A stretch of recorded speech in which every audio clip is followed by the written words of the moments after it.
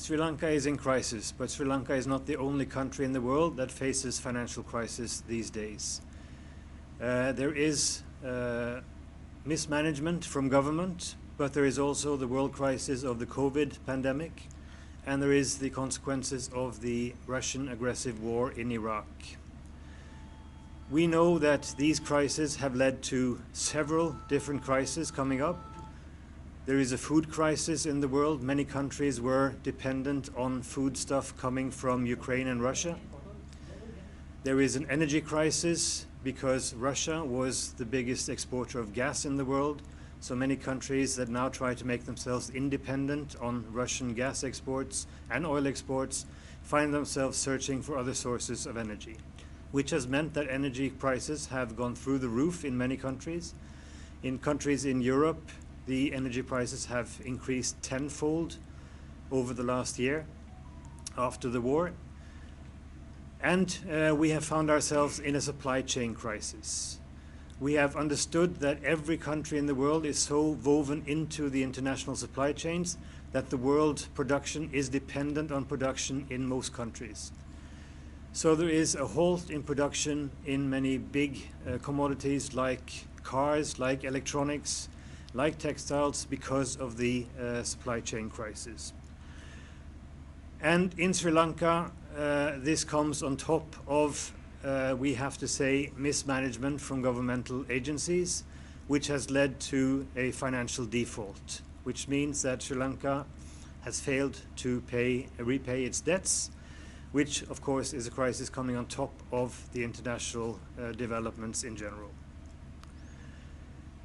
The consequences of this is felt by all citizens in your country, and we have to say throughout the world that the crisis hits the poorer much harder than the rich. And of the poorer, it hits women, it hits youth, it hits precarious workers much harder than people who have a steady fixed job with a fixed income. So we have to look at all of the people being hard hit by crisis to be able to solve the crisis. And for IndustriAll as a global trade union movement, it is all about the basics, fundamental rights like the right to organize and the right to bargain collectively. These rights are under more pressure when the world is in crisis than when the world is moving forward.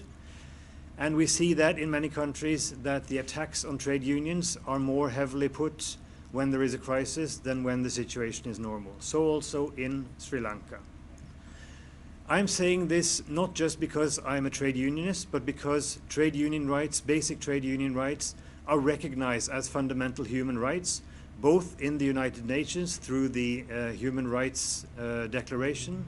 It is also recognized by the International Monetary Fund, who has lent money to Sri Lanka and other countries. It is recognized by the World Trade Organization, the World Bank, the OECD. Every global institution that works for the improvement of economy and societies has recognized that we need trade unions to balance the powers that are.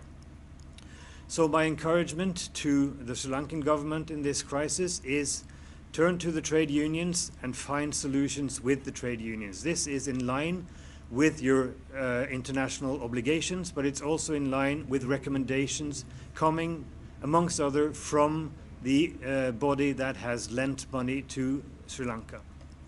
So respect for ILO Conventions 87 and 98, the right to organize and the right to collective bargainings are central, indisposable human rights that need to be adhered to. That leads me to the hopeful follow-up from the government on the crisis, which should be an initiative towards the trade unions, but also towards the employers' organization in Sri Lanka to come together to find a common way out of the solution, out of the crisis. We know from all the countries we work in the world that to come out of a crisis like this, you need to involve those who will feel the consequences of the policies that will be put in place. If you don't have the agreement and the understanding of those who will feel the consequences, you will not have the possibility of fulfilling the policies that you try to put into place. And that means that you have to involve with the trade unions to make sure that the right way out of the crisis is found. This also goes for the International Monetary Fund, who is the big lender, although, of course, together with other international institutions, but also private lenders. They need to involve the trade unions in this discussion. And as a trade union organization, IndustriAll has been very critical towards the I.M.F. over the lending practices over many years. We see that the I.M.F. has put a lot of constraints on the countries that have to pay back their loans. They have put in structural adjustment programs, which very often have resulted in a reduction in public sector, reduction in public spending, privatization of public companies, and we are convinced that that is not the right way forward. If you take away the means of the people to buy the products that are produced, you take away the possibility of a nation to prosper financially, economically, and industrially. So the solution has to be to keep wages intact, to keep industry going, and to keep public sector going, all in combination. Finally, I want to say a few words about the idea that many industrialists put on the table, that if you increase wages, if you stop the development towards greater inequality, companies will leave the country. We hear this argument all around the world, in every country where there is a recession. But let me tell you that industry is interested in the end in one thing, and that is long-term stability. Long-term stability means governmental policies that can be followed through over the years, that they know how to relate to. If they know that government will engage with trade unions, they will take that into consideration when they make their long-term planning for industrial investment, and it will normally not result in companies leaving. It will almost always not result in the companies leaving. What will make companies leave a country is when there is changes to both public policies and the long-term stability of the country. That makes companies leave the country. So my encouragement is for government, for trade unions, and for industry to come together to find a long-term solution that works for all, that gives prosperity to the people of Sri Lanka, that gives prosperity to industry, and make sure that you have a long-term solution out of this. I want to just underline this last point, because I was at the Davos World Economic Forum a couple of weeks ago, where industry leaders around the world told me that exactly what I said. They need long-term stability. They need for governments to set the targets on how much taxes they need, how much regulation they need for the environment, how much regulation they need for other things, and then industry will make their financial decisions on a long-term basis. And they have no intention of leaving countries like Sri Lanka if they have a long-term solution. Also, finally, to mention that IndustriAll will participate in a trade union delegation to the I.M.F. and the World Bank in Washington next week, where we will, of course, put forward the same arguments that I put to you today, that the structural adjustment programs put in place by the I.M.F. and the World Bank, the pressure to privatize public industries, and the pressure on public wages should not be a condition to continue lending money to countries in need. And finally, of course, we support the Sri Lankan trade union movement demand that the loans that have been given be stricken out, because there is no way to build a just society in Sri Lanka if most of public money is going to go to financing public death.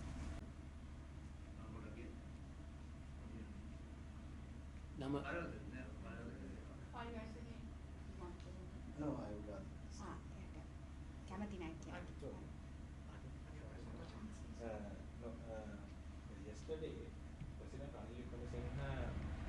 talked about unions, and he told he don't care about union actions, especially the university lecturers union started a union action against one of the vice chancellors in Sri Lanka University. So President told he don't care about union actions. In these days, a lot of union actions are going against these some restructuring programs. So what is your opinion about this? When President is talking about like that? about unions? Well, first of all, I don't know enough about the conflict itself to go into that, but obviously any president who does not respect trade unions and respect the right of their existence and the right to express opinions, the right to action, is acting against international conventions. It is as simple as that. The international community and Sri Lanka, who has ratified the conventions, sees this principally as a human right to be able to defend your constituency, your people, with legal means. So I'm very disappointed if the president reacts in that way to union action. Other thing is, now Sri Lankan unions, these unions, I'll ask in Sinhala. දැන් මේ ලංකාවේ මේ unions මේ ඉන්න ගොඩක් unions මේ විදිහට කතා කරන issues දෙකක් තියෙනවා. එකක් තමයි trade misinvoicing කියන එක. ඒ කියන්නේ ලංකාවේ misinvoicing වලින් ව්‍යාපාරික ප්‍රජාව ලංකාවේ ධනය ලංකාවෙන් පිටරට රැගෙන යන කියන එක.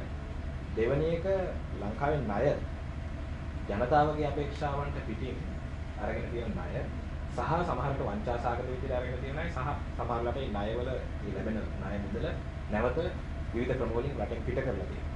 ඒ අනුව ලංකාවේ ණය නොගෙවා කැන්සල් කරන debt cancellation කියන විශේෂයෙන් ODS debt concept එක ලංකාවේ unions මතු කරලා තියෙනවා. නිවේදන ගණනාවකින්. ඒතර මේ concept දෙක ගැන මොකද විශේෂයෙන්ම I.M.F එකට යනකොට මේවා ණය cancel කිරීම කියන එකයි මෙවැනි වංචාසහගත ක්‍රියාවන් වෙනයි විශේෂයෙන්ම I.M.F වගේ ආයතනයක් ආභිජය කෙනෙක් විදිහට කටයුතු කරයිද කියන එක ලංකාවේ unions බලාපොරොත්තු වෙනවා. ඒ ගැන මොකද්ද ඔතමගේ අදහස? So he wants to raise two key issues that are highlighted by the unions. One is misinvoicing, where some businesses rather misrepresent the kind of profits and financial data. So at the end, it does not correctly reflect when they calculate exports and so on. On the other hand, there is also ODS debt or rather debt cancellation, where when I.M.F is concerned, that also is somewhat issue where the debts or loans are obtained contrary to public expectation, and they end up being rerouted away from the country in certain unlawful means, where the objective of those loans are not being served, whereas those loans are not able to be repaid as well. So those are two issues that trade unions highlight, and what's your view on those two issues? I think the most important thing is that it takes time to build a society of trust. And a society of trust is what can result in good cooperation between government, employers and trade unions. The basic is to respect the different constituents, their right to have a say and their right to be part of the solutions. If a company misrepresents its financial obligations and its financial statements, that should be a question of following legal procedures. I am sure that the stock exchange will not accept false representation of financial figures. But I cannot comment on the concrete examples, of course. I can only say that trade unions in countries that are open and democratic have access to financial statements, to the background of financial statements, and that is important for trade unions to be able to cooperate constructively with companies and with government on developing industry, on developing politics. So again, I would encourage this openness. And obviously I would say that legal institutions in the country have to forcefully come down on false representation. When it comes to loans from the International Monetary Fund and others, it's again a question of a government guaranteeing for the loans. So in the end you have to choose the right government, because the government can take up a loan on behalf of its people, and it can impose the conditions that are pressed upon them by the I.M.F, but also on their own willing. We have always said, and will continue to say also in our next meeting with the I.M.F and World Bank in Washington, that they should not impose structural adjustment on countries. They should not impose privatization. But as long as they do, and countries and governments accept these conditions, then you have a challenge. So that is what we have to fight together.